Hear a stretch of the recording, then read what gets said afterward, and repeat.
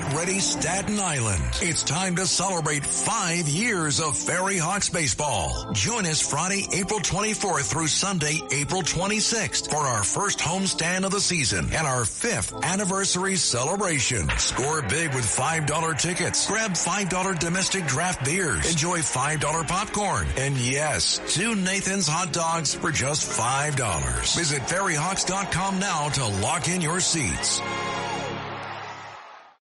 Excuse me! Taxi! Come on, what are you doing? This is the 77 WABC minicast. Lots of big, huge news here on Katz and Cosby. Just a few moments ago, President Trump coming out and saying, based on the fact that the government of Iran is seriously fractured, not unexpectedly so, and upon the request of Pakistani officials, he says, we have asked them and said that we will hold off on our attacks and the ceasefire essentially will continue. But the blockade, he says, will also continue with no date set. This is big news because they were supposed to leave at any moment. In fact, they should have left hours ago, J.D. Vance, to go meet with Iranian officials in Pakistan. So obviously that sounds like it's off the table for now.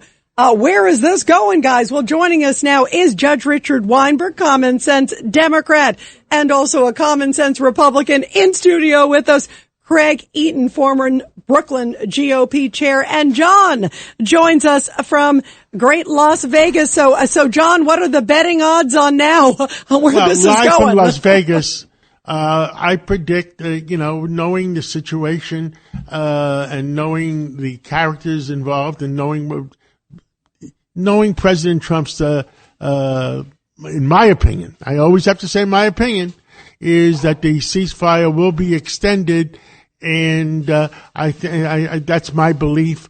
And look, President Trump does not want war; he wants peace, and he's going to do whatever he can do to try to have a negotiated settlement. And there's a few things that are non-negotiable.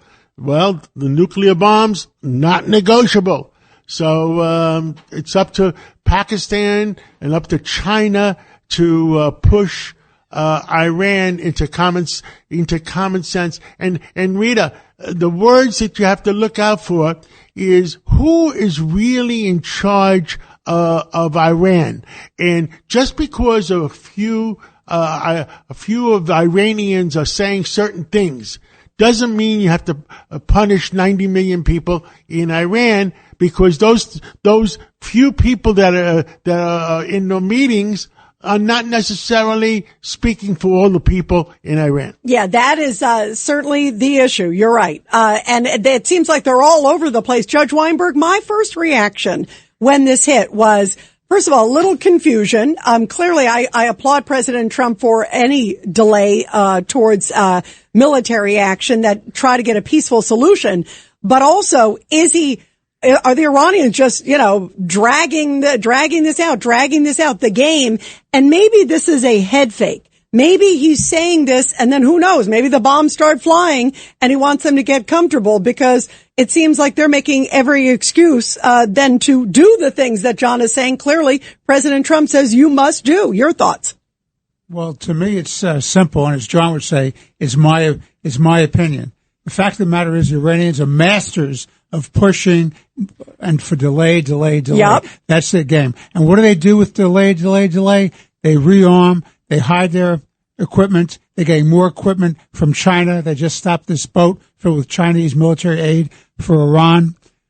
Is there a split between the so-called Revolutionary Guards and the more civilian people, like the Speaker of the Parliament and the President, the Foreign Minister? I don't know. That could be a game too. That could be a head fake against us. But the fact of the matter is, until you have regime change, until you get these absolutist, hegemonic demons out of power, the 90 million people will be held hostage. Your thoughts, Craig Eaton? I just are we being played? My question is, are we being played now? Steve Witkoff a few weeks ago said that they were close. They were close to getting nuclear bombs. And that was almost 2 weeks ago. So if they needed 2 weeks ago, are we being played here? That's my fear and my concern. Yeah, are they doing the switcheroo with all this? Just to finish up, getting the bombs ready and just delaying so that they can have the nuclear capabilities, and then they're in a stronger position. Well, and in the meantime, I got a song for one of the Democrats. Wise men say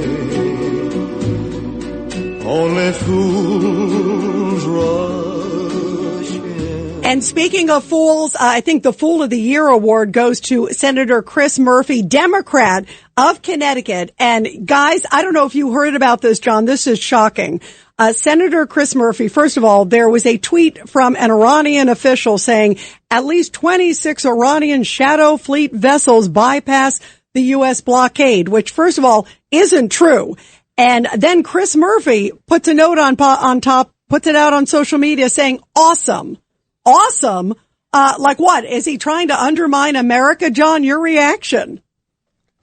Well, I mean, what is the truth? I don't think 20 tankers have gone by, or 24, whatever they said. So if he is, he has to tell the White House or the powers that be in Washington who is telling him that information and what is the truth, because the American people have to know the truth. And if he is spreading false information to the American people, I think that he should be held up on charges. Yeah, that's an interesting point. Well, listen.